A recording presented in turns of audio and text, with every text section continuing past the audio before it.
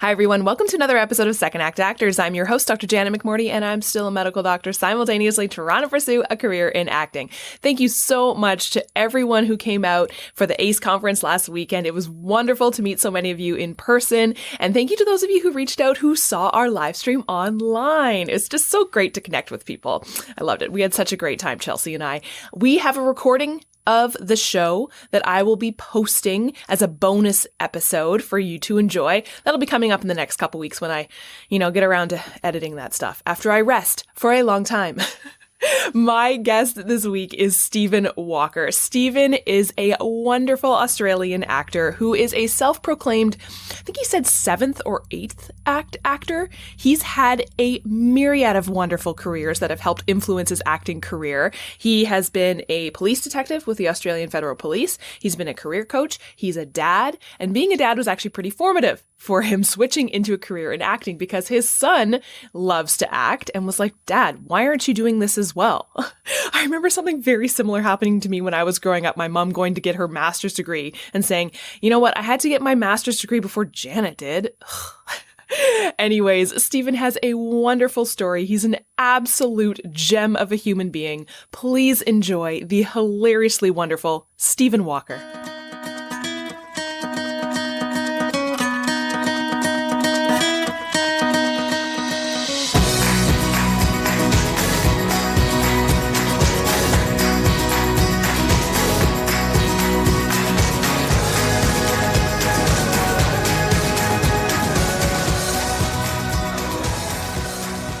Queensland is warm. But yesterday we had a picnic. We're really close to the beach here. We're 500 metres away, 400 metres away from the beach. And we sat there and just drinking some tea and just watching as humpback whales were breaching. And on their way down south, they've come up. They've done their breeding, they've got their calves with them, and they're now heading south. And just watching with binoculars, just watching these full tail slaps, like a dozen at a time, and full breaches. And so it's like, wow. Oh my gosh. Wow. Does that is that like a usual occurrence around this time of year every year, or is this a rare sighting? No, annual event. For us though, living in this house, it's new to us. Because we haven't been on the coast previously. Oh, that is so cool. That's fantastic. That is fantastic. Just fantastic. It's one of those like surreal moments where you're probably like, is this real life? I can't believe I get to witness this. That is so cool. And I think so much now, especially with, the pandemic and everything being virtual, we're so like in our screens in this little environment here thinking this is the world. But then you see something like that. This is the world. You're like, nope, I am tiny and insignificant. Yeah, that's right. The world is just going to continue going. The humpbacks are going to continue to do their thing, whether or not we get a call back. They don't care. They've got better things to do with their time. They don't care. That's right. So yeah, tell me your story. How did you get into acting? My story, because I've kind of added it up, and if I drop a few things off, I'm probably a 7th act actor, because I'm the kind of guy that takes on a job or a role or a challenge because it is challenging, because I don't know anything about it. And I will say, I wouldn't mind trying that, but you don't know anything about it. Yeah, let's do that one. And so I've done a lot of things. And sometimes it gets embarrassing because I fear sometimes people think I'm making this shit up, because it's like, but didn't you do that? Why are you saying you've done this? So my intertwined acting, multiple act story goes back to the 70s and making Super 8 movies in school as an 11-year-old. Back when you filmed and you had 3 minutes and then you took it to the pharmacist and it went off, and a month later the film came back and you could then watch it and go, oh, that was all out of focus. Okay, take 2. But I loved it. I absolutely loved it. But I was very much an introverted kid and terrified without a supporting family, and had no idea how do you do this acting stuff, and just other than knowing that I was too scared to actually do it. I went to a school. It was an all-boys school, but that meant it was all sport, and we had no drama. There was no drama in our school. There was nothing. So the closest thing was making movies. But knowing I was too scared, I went behind the camera. I started script writing at the age of 12, and I'm pretty sure they were really awful scripts. I can guarantee at the time they were fantastic. So I started script writing. I started doing all sorts of things as a mid-age teen, going along to playwright weekends and being introduced to writers. I got we call it work experience, where at around 15 you go out and get attached to a business for a week or 2 weeks and learn and just watch. So I got on film sets as a 15-year-old and I loved it. I was in my final year of school, and I was coming up to my final year of school, and I wrote to a bunch of TV channels and said, I like to make films. Can I work for you? It was as naive and stupid as that. And one of the TV channels in Sydney, the news department, phoned me up one day, a couple of weeks into my final year of school, and said, do you still want that job? And I said, yes. They said, well, come in for an interview. Simple as that. That's how we did it in the 80s, right? And so, and so I started work as a sound recordist and an assistant camera operator, for television news in Sydney. Got to travel overseas, did amazing things. As a kid, I got to, covered the Prime Minister of India's assassination, in the early 80s. And travelled to New Delhi as like an 18-year-old or something like that. It was just insane to be doing that sort of stuff. And so I did that for a bunch of years, a whole bunch of years. And that's one of those things that now as an actor I'm eternally grateful for, because I know how to work with a soundie on set. I know what they want. I know what they don't want. I know what you shouldn't do. I know what the lighting tech wants and know what you shouldn't do. I know the size of a lens that the DOP is using, and it's helped me no end now, having done that work so long ago, even though the equipment was fairly ancient. So a few years later, this is when I either succeed in a challenge or a job or just get really bored. And I actually got really bored. Because I looked across one day and saw, because it was news, and I saw that I was early 20s and I was covering the same court story in Sydney as another guy who was in his mid 50s, and thought, oh, I can't do this for another 30 years. I've got to change. And so I went back to school. I put myself back to school as a mature aged student, and I've got the qualification, and thought, well, what would I like to do? What's something different that I covered of my time in television that could be interesting? I went, and so I joined the Federal Police, and became a cop. The Federal Police are much more like the Canadian Mounties, or a sort of a blend of the FBI and other things. So it has a federal coverage and a very small local uniformed side of things. And so that was fabulous, and I went through recruit training and was spat out the other end and went into a drug response team in Sydney. And then it was discovered that because of my time in television, I was the only person in the AFP that actually, the Federal Police, AFP, the only one that actually knew how to use professional video equipment that could be shot professionally and therefore used in an evidentiary capacity in court. And so I got whisked back to Canberra, and I ended up being the guy that whenever there was a suspicious death or a motor vehicle fatality in Australia's Capital Territory, so our version of Washington, I was there, and I filmed it dozens and dozens and dozens and dozens and dozens of times over years, and filming autopsies and you name it. And still to this day, I can't seem to get cast as either a cop or as a forensic pathologist. It just doesn't work. A cop, mainly because of my height. I'm 165 centimeters. So what's that? 5'5". And most casting directors say, "Well, no, you're not tall enough to be a cop." I said, "Yeah, but I was." And, no, not for TV. Well, just tilt the camera down a bit, to look up. So I don't seem to be able to jag one.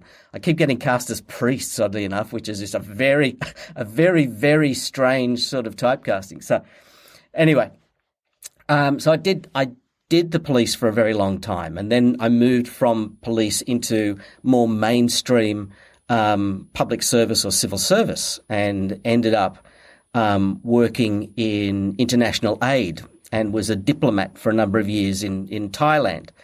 And my youngest was born in Thailand. Despite his blonde hair, he still believes he's very much wedded to his Thai heritage. But from there, I moved into the world of human resources, weirdly enough, and ended up back at the Federal Police, and this time at running human resources. I had about 2,000 staff working for me across all myriads of human resources, and ultimately then left and consulted back into government, and did career coaching, that sort of stuff. And it was while I was a career coach that my youngest son, the one that was born in Thailand, he was doing some acting. And we were driving back from a shoot in Sydney. And I said, "Look, I don't want to be a stage dad. I need you to tell me if I'm pushing too hard." I always wanted to act, told him my story. I think he was about 14. "I don't want you to miss out, but I also don't want to push you." I said, "Okay." Then he said, "So why aren't you doing it? Why aren't you doing it now?" And so me, the career coach, just looked just like, "Yeah, piss off." And so, by the time I'd gotten back home, I think I'd had a couple of conversations with my wife to say, Tom's right. Why I don't want to be that guy. I don't want to be the guy that ends up on his deathbed with regrets.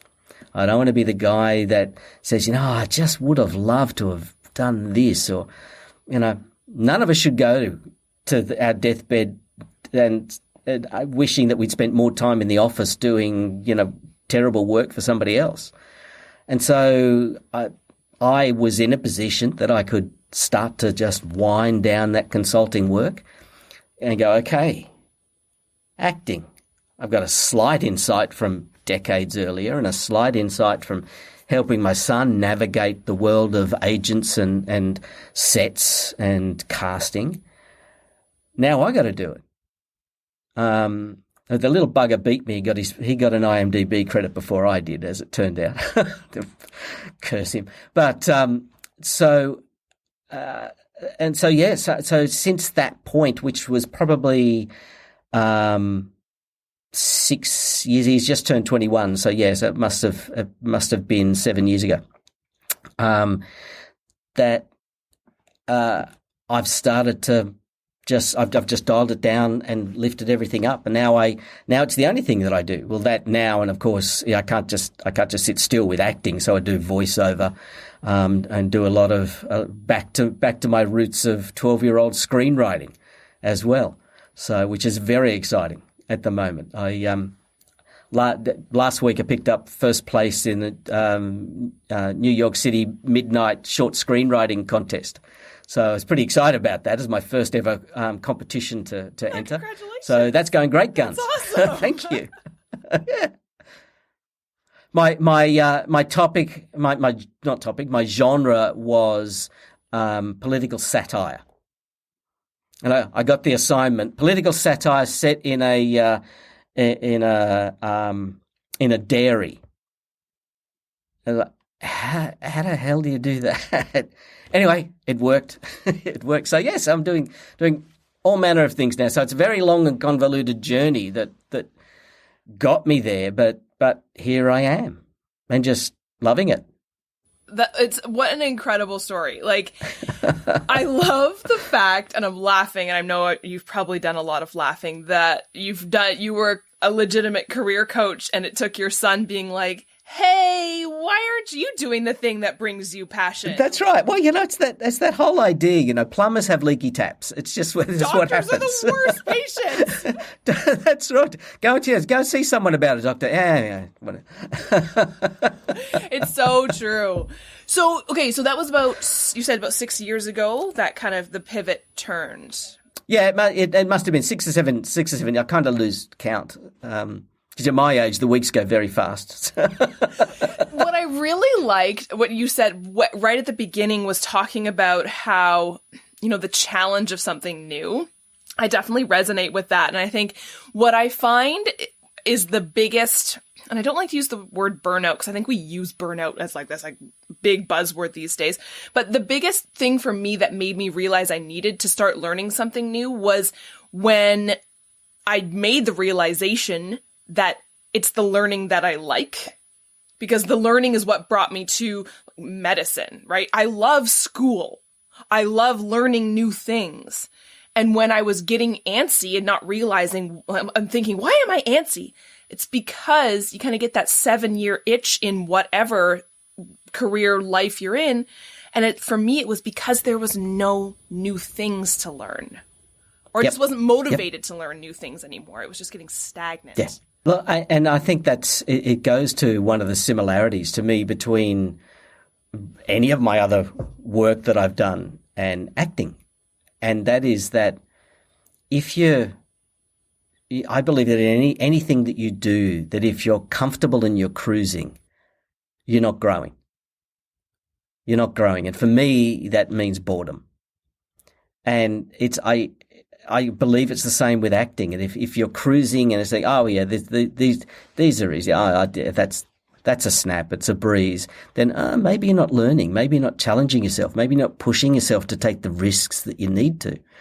And it's my wife actually found a quote today which I absolutely loved. Particularly, I've got to try and remember it now. And it was and I've lost it. Of course, I've lost it because I'm going to write this down. And it was. Well, it's really relevant for second-hour actors that it's don't be afraid to start over because this time you're starting from experience. And it really resonated with me, and it's some ways probably my momentum of change in my careers accelerated as the years went on. Because those early ones were more challenging because they were starting from scratch. From nothing, no experience behind them. But as I've gone on, it's a case of, well, there's a lot of similarities in this job to what I've done previously, and therefore that's going to be easier. Now I can come at it from a point of experience and still learn and apply what I know and grow. That was a big realization for me as well, too. And it's funny because now that I've realized it, it makes me feel kind of silly that I didn't realize it before. But yeah, the idea of starting a new career or a new whatever later on in life doesn't mean starting from nil. And the fact that you've had success in whatever way, shape, or form in your other careers before likely means that this one will not crumble either. Because you're not a crumbling type of human being. You've done it before. You can do this. Yeah, you may need to redefine what success is if you're like... Well, and that is one of the challenging things because I believe anywhere else except possibly anywhere in the performing arts, there are measures of success. In any other job that I've had, there is a measure of success. There is also a measure of what I need to do to get to that next level. I know what I need to do to get promoted to that level. I know what I need to do to get that job at a senior level and that pay over here. I know what I need to do. It's defined. There are role statements in a true sense, not a character role. There are role statements. It's written down somewhere. There are regulations on what you can do and what you can't do and so on. And then you come to acting and go... There's nothing. We're all making this shit up as we go. Everybody in the sector, everyone from casting directors to producers, like, what are we going to do this time? There are no rules. Go to one casting director, they'll tell you the definitive way to get cast. You go to the next casting director who has a completely different definitive way to get cast. And this one, and this one, and this one. There is nothing. And I think that's what, in a sense, is what makes me laugh and keeps me motivated, is there is no secret to unpick here, because everyone's keeping their own hundreds of secrets, unlike every other profession on the planet that actually has a code. We're just been making shit up as we go. I find it funny. But it's also one of the biggest challenges between here and there. What is success? I think I was listening to one of your podcasts recently, and someone was talking about the fact of, well, what is it? Because it also then goes to the addictive nature of what it is we do. What is it? What's success?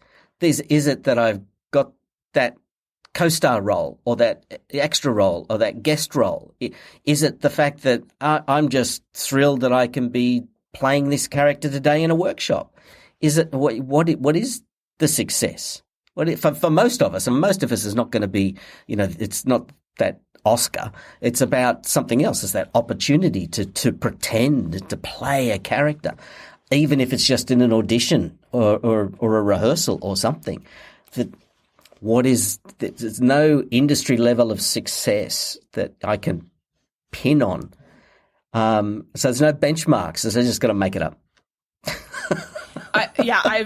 So much to say, right? I totally agree. And I think because we're all making it up as we go along, because that's what it is. That's what the industry is, right? The whole joke of, like, we never know who we want to play the role until we see them. That is the base of our industry. And that's the foundation that everyone works off of. Directors, producers, the writer, casting. So we need to do that too. This realization of 99.9% of the time, they don't even know what they want until they see it. And you're like, great. They're literally making it up because that's what it is. And you're like, super. Yeah. So if validation comes from external, where literally no one external knows what the hell they're doing, we need to find that validation and deem success somewhere within ourselves, which sounds so hokey pokey, but we have to. There's nothing else to do. There's literally nothing else. Exactly. When you have no benchmark, you've just got to create it yourself. Do you find that, because most of your other careers, like you were saying, well, and every career, have these benchmarks, what do you do to kind of keep yourself motivated? Because that can be really frustrating. I know my logical brain gets very frustrated when there aren't, check boxes to check.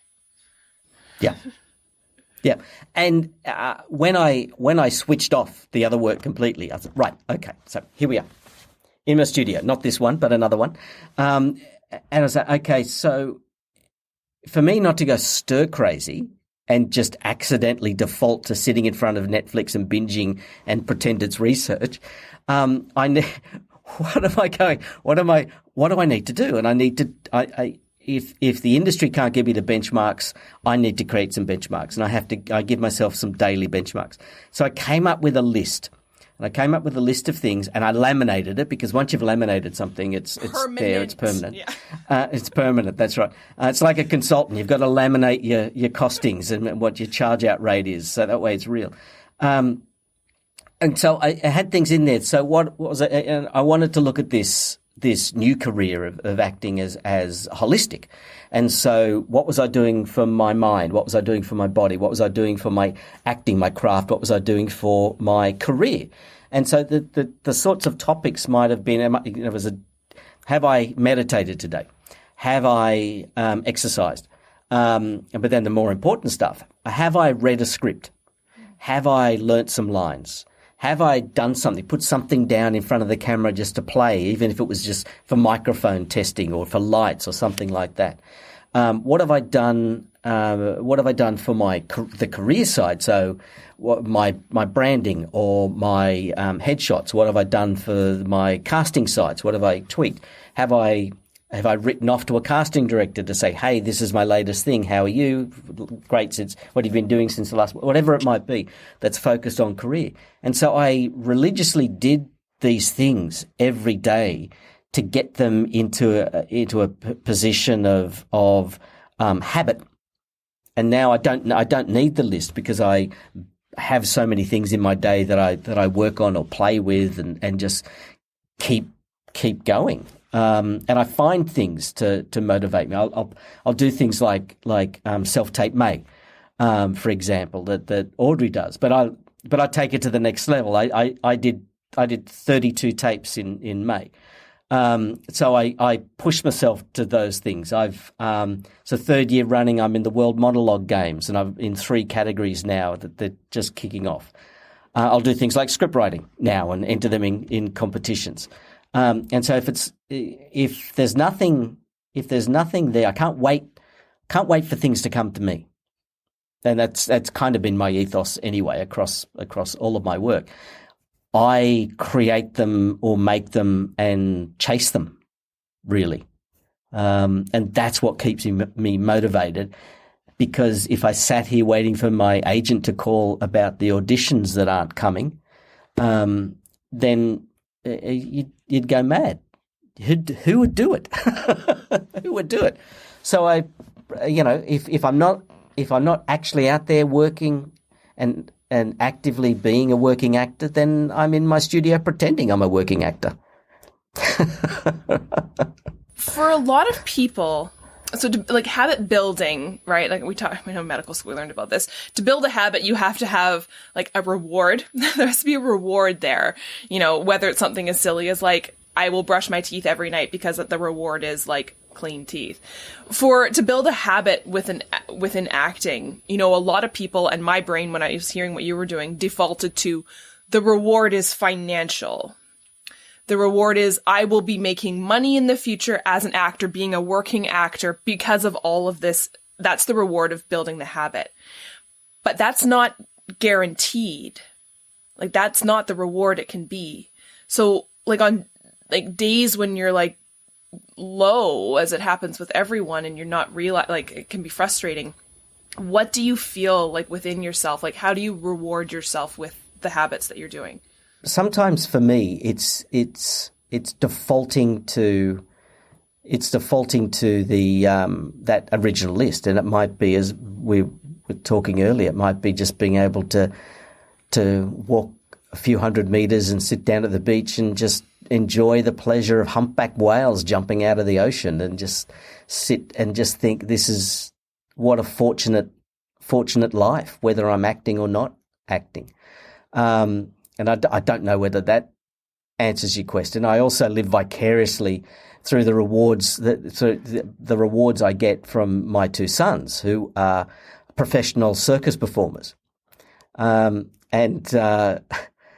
my youngest, he was dabbling with circus and dabbling with acting and stuck with circus.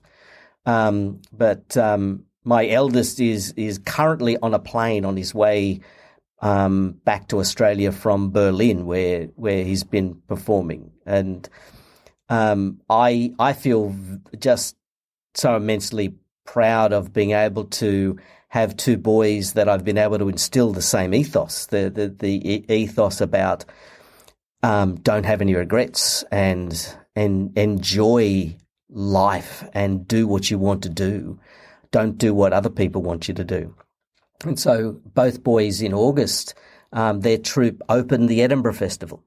And one was 20 and the other one was 23 at the time.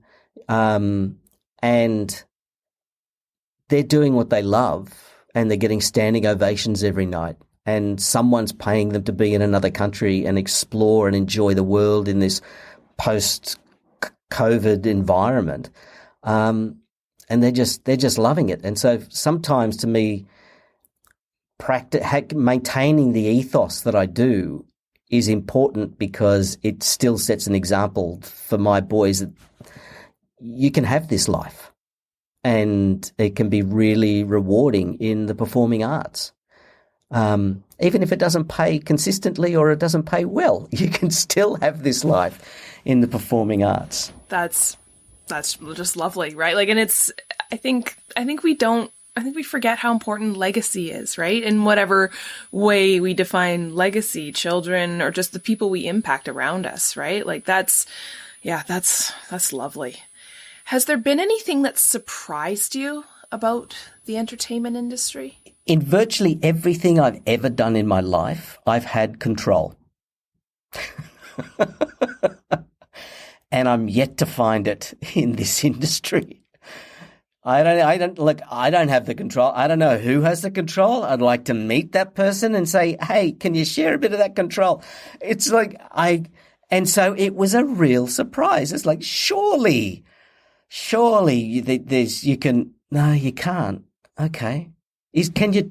No, it's completely at the whim of someone somewhere in the lap of the gods. And so all you can do is just take notice of the things that you can control and you can influence, and you can control and influence that first impression on a tape or in the room. And this is a real similarity, particularly coming from an old career coach into the acting side of stuff. The job interview is the audition, and they both have that same principle, and that is the people behind that desk have made up their mind in the first 9 seconds. And if you've lost them in that first 9 seconds, be it an acting or be it a job interview, you're not going to win them back. It just doesn't happen. And I've been on the interview side of things hundreds and hundreds and hundreds of times, and it is. It's how they come through and sit down and talk, and you go, oh, don't like you. And then you can't win them back. And so it is identical. There are a couple of elements that are absolutely identical with stuff that I've done before. Not so much the policing side, but other things. And an audition. It's quite uncanny, but there's a lot of things that are different, like control. Yeah, tell me more about the similarities you've noticed from your other careers that you're now able to pull in from acting. Well, one of the things that I was doing a lot of as a coach, this is years and years and years before COVID, was helping managers and helping teams with building resilience, team resilience. Particularly, I think a lot of it was the post-economic crisis of 2008. There was a lot of it happened across the world, not just in the private sector, the public sector as well, and government, where if everyone was cutting back, people were losing their jobs, teams were being decimated down to small numbers, and the first department that I went into, we had a Conservative government at the time, and the first agency that the government axed was, surprise, the Department of Climate Change. And so I was brought in to help teams that were being decimated in that. And teams that go through that are going through grief, they're going through loss, doubt, they're questioning. The classic grief cycle of death is the same grief cycle of throughout our lives. People go through the grief cycle when they retire, when they change jobs, when things change. It's the grief cycle. And so I built a whole body of work around supporting people when they're not getting external recognition, when they are not getting feedback, when they're being rejected, where they need resilience, where fight or flight is coming into play, where negative self-talk is bringing people down, where people are reacting rather than thinking and stopping and responding and so on. And then I've come to acting, and it's like, well, this is all of that stuff on steroids. Because it's not just a team that might feel this once or twice a year. This is actually people that go through their day-to-day existence living this stuff.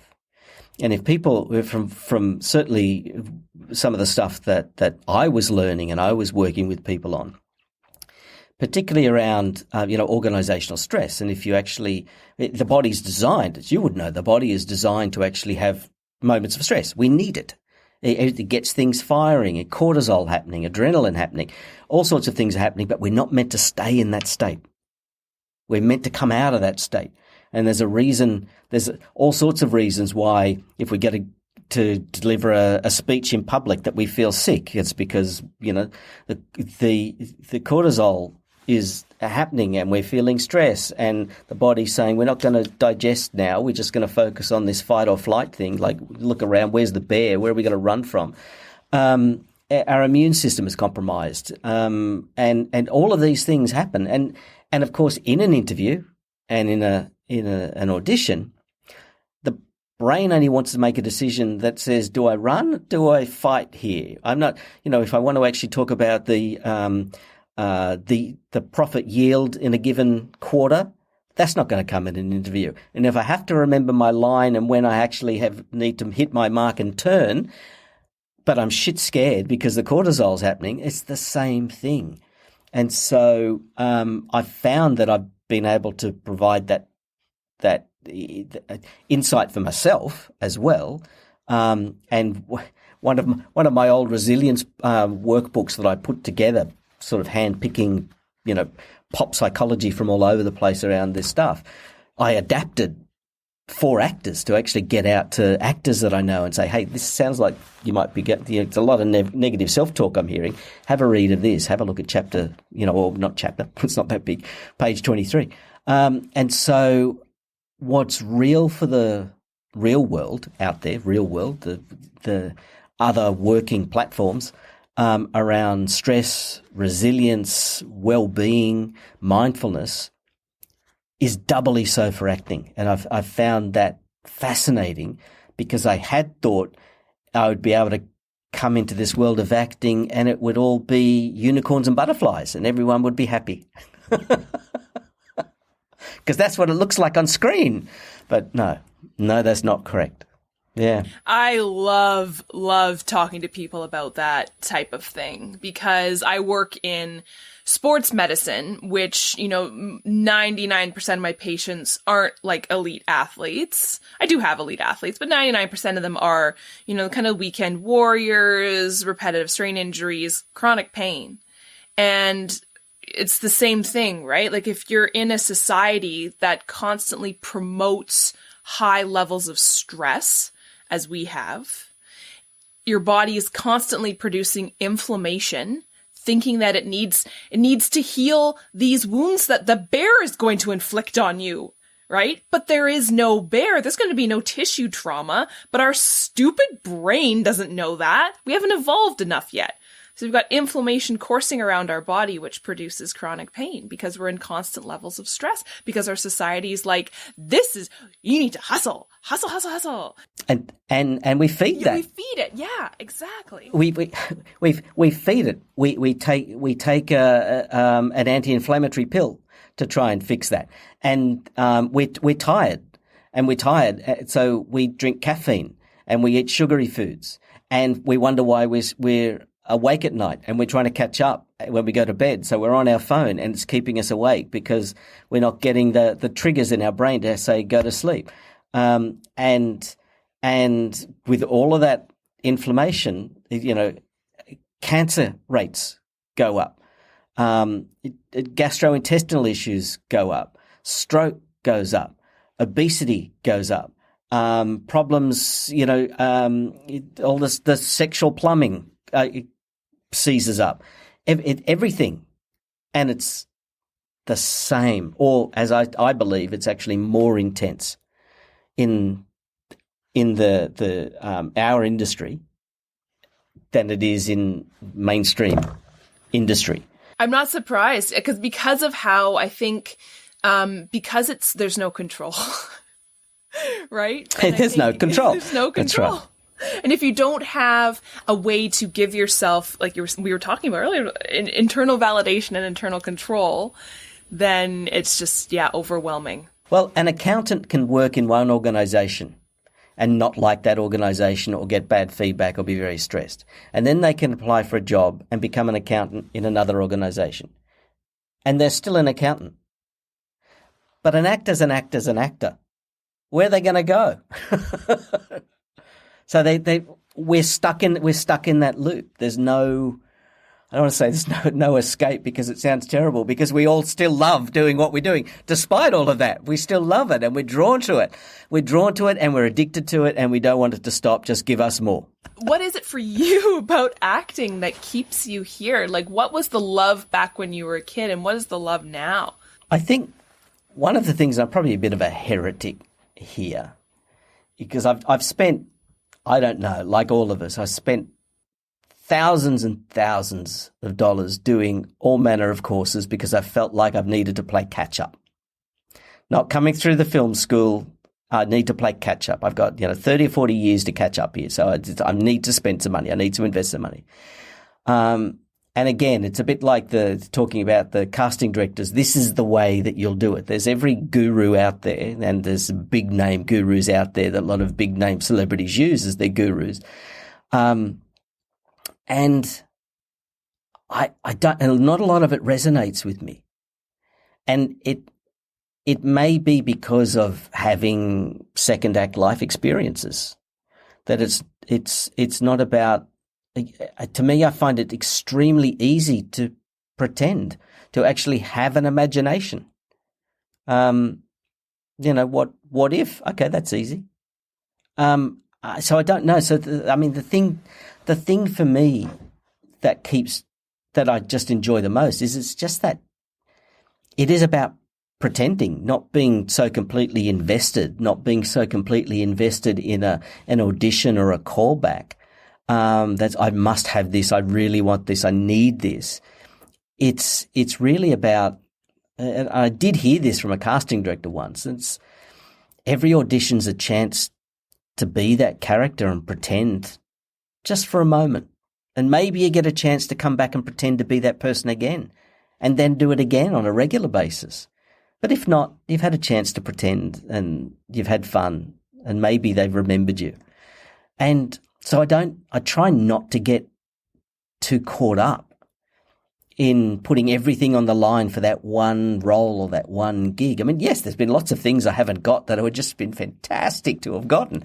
But at the end of the day, I got a chance to play in that space.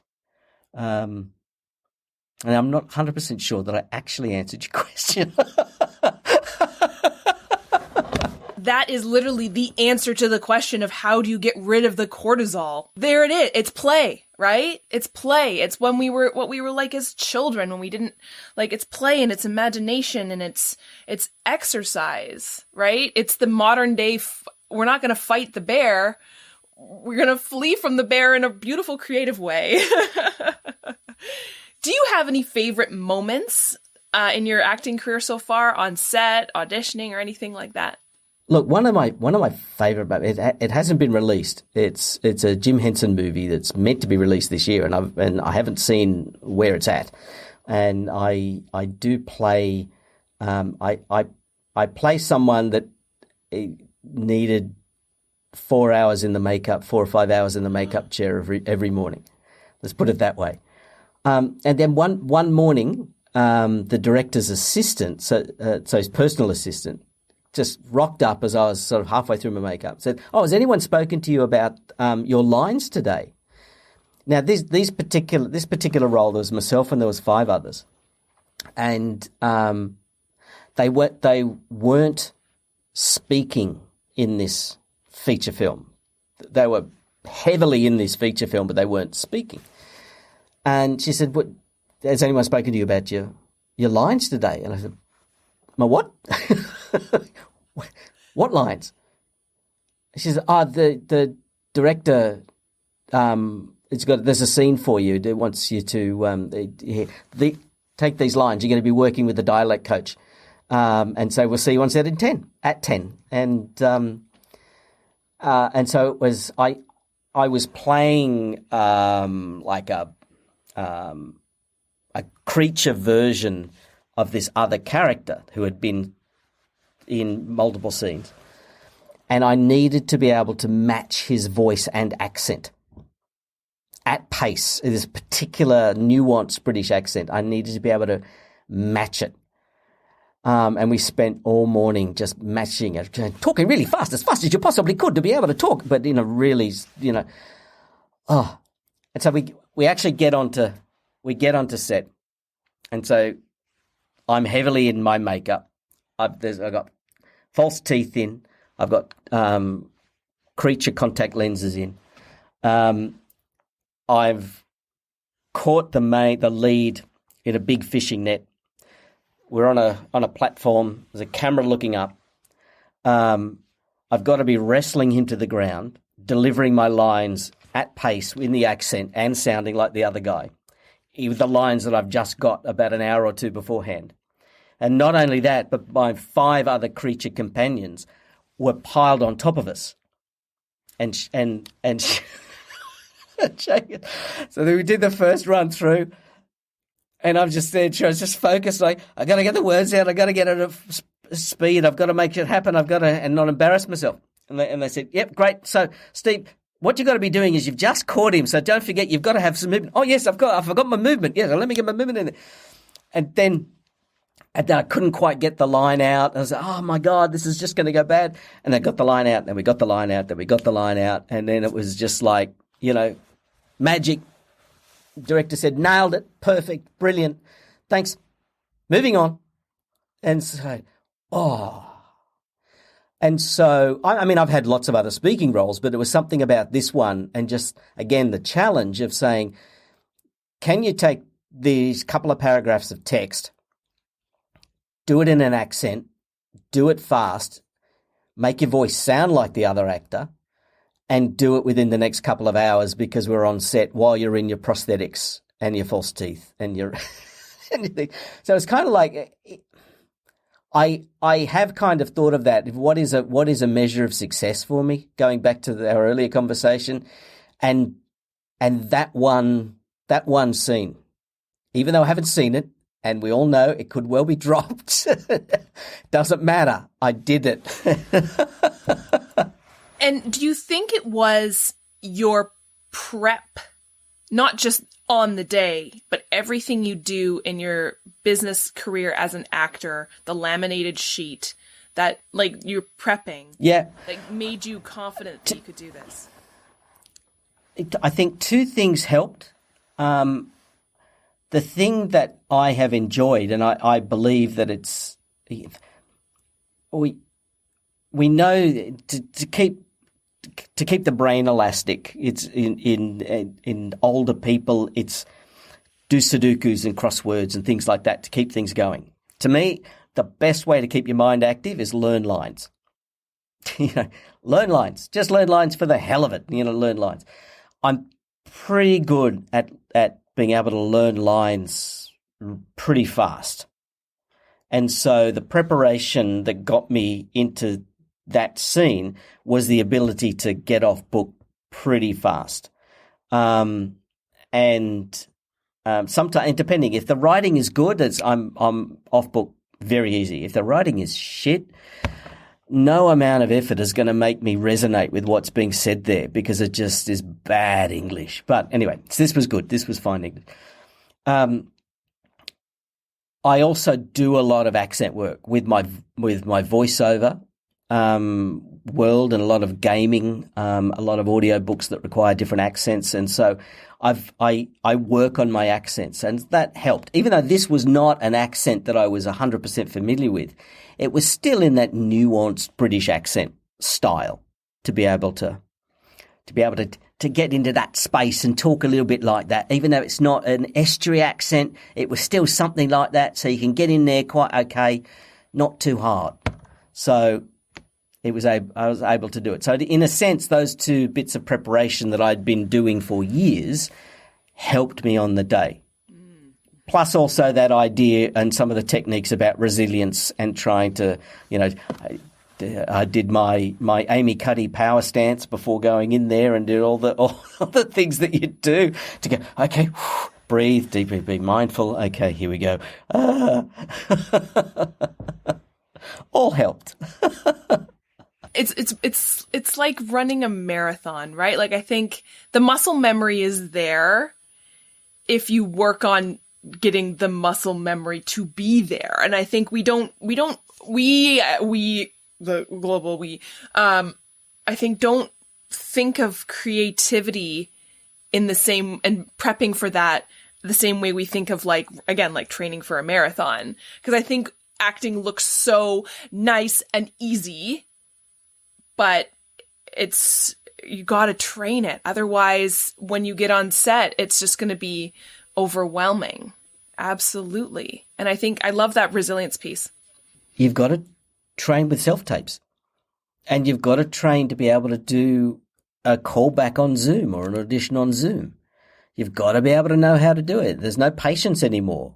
At the beginning of 2020, there was patience. We didn't really know how all this stuff. Zoom wasn't really. Everyone was Skyping, and now suddenly Zoom is there, and it's like, okay, we'll have some patience. 2022, no one's got any patience now. You either nail it in your self-tape or you nail it. You know how to set up. You know how to do sound. You know how to do lights. You know how to edit it properly. You know how to do a slate. And if you don't practice it, then, it's not going to be there. Nothing has prepared me for a self-tape more than doing 30 plus self-tapes in May. Because it's like, I can just stand up and just, it's not robotic, but I can learn a script fast and I can put it down and go bang, bang, bang. I mean, it helps I've got a permanently set up little self-tape studio. I mean, it's a cheat. It's always there. I don't have to move furniture out the way like a lot of people have to do. But I think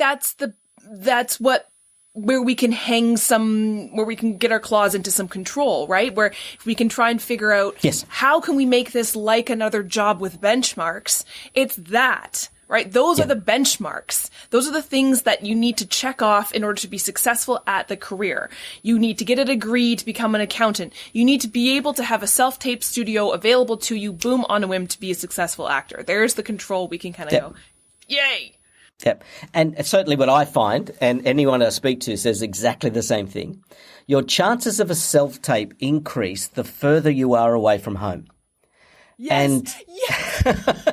Go on vacation. You'll get tons of auditions. I think it's the casting director's law or something says. And so it's not only have something set up at home, but have something that's with your kit that is mobile enough that you can go, not a problem. And smash it out. I mean, I can't tell you how many self-tape requests that I got while I was on set doing the stuff and I'm all in my prosthetics. It's like, I cannot do a self-tape now. I can't just sneak out of the back of the trailer and do a self-tape here. I've got to wait until this crap comes off at 2:00 in the morning. Then I can do a self-tape. I don't know how many it was. It was a million of them. And I was hours away from home, so I had a little portable set. But you gotta have the portable kit. You gotta be ready. Opportunities come to the prepared mind. That is the professionalism, right? That means you're taking it seriously as a job. You don't have to, right? You don't have to do that if you don't want that to be what you deem success in your career. But if you want that, do it. You have to. It's an expectation of this job. Yeah. Do you have, this has been filled with advice, but do you have any other words of wisdom or advice for somebody thinking about changing careers into acting later on in life? Only, what are you waiting for? What, and it comes from that space of don't regret it. Don't regret it because anything can happen, and don't put it off. I've seen too many people that have said, yep, I'm just going to finish this. I'll just give this another 5 years and then I'm going to enjoy myself, or it might be retired, might not be, but I'm going to do what I want to do. And then I've seen too many people just drop dead. Mm-hmm. Drop dead of a heart attack or a stroke or whatever it might be. You can't leave it. You owe it to yourself to actually be true to your own needs, and find a way to make it work. It's not selfish. And yes, there are times, and I feel guilty because I'm not bringing in the income that I used to bring in, and that's changed. But you've got to do it. You've got to do it. And I say it to, I see a lot of young actors who are doing it because they just have this burning passion. But behind them might be a family member or a whole family that says, that's fine, but you need a degree in something. You need to have a plan B. You need to have. Where's the money going to come from? And I'm not, as you know, as I was saying with my boys, we're not people that push a plan B, because I feel that if you have a plan B, it too easily becomes your default, and you lose sight of what it is that you love. You miss that opportunity. But it's never too old. It's never too late. You're never too old to do it at any age. Any other final words of wisdom? As thankless as it seems sometimes, you've just got to keep going, because it's a bit like you've got to do it because you could be dead tomorrow. You can't give up because the big job could come tomorrow. Don't pull out.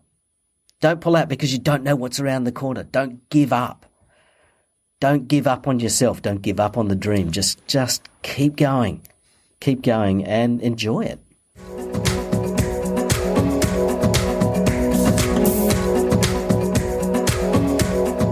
Thank you, everyone, for tuning in. And thank you, Stephen, for being my guest this week. Thank you so much for sharing your story all the way from down under. Everyone, go check out Stephen's social media. Check him out on Instagram. He is killing Self-Tape May. Last time I checked, I think he was at 19 self-tapes for Self-Tape May. Stephen, you are crushing it. Thank you again for joining me. I so appreciate you. I hope you will all tune in next week for another episode of Second Act Actors. Bye. Second Act Actors is produced and edited by me, Janet McMorty. Theme music by Guillaume. Additional sound editing by David Studio. Additional video editing by Jackie Wadoer. Show notes written by Sarah Hopkinson. I record using Riverside FM. If you're interested in developing an interview-based webcast like mine, I highly recommend this platform. Shoot me an email and I'll direct you to the wonderful folks there. If you or someone you know is interested in being a guest, email me at secondactactors@gmail.com. Don't forget to like, subscribe, and share with your friends. My love language is words of affirmation, so compliments, constructive criticism, and feedback are always welcome and encouraged. Negative Nancys, Judgy McJudgersons, or Debbie Downers, unless you're Rachel Dratch, regarding me or my guests are not welcome. It takes serious courage to share your story with the world, so if you're tempted to negatively comment about someone else's story, please ask your therapist why you're such a garbage person. Save the drama for the stage. On that happy note, I hope you'll tune in next week for another episode of Second Act Actors. Bye!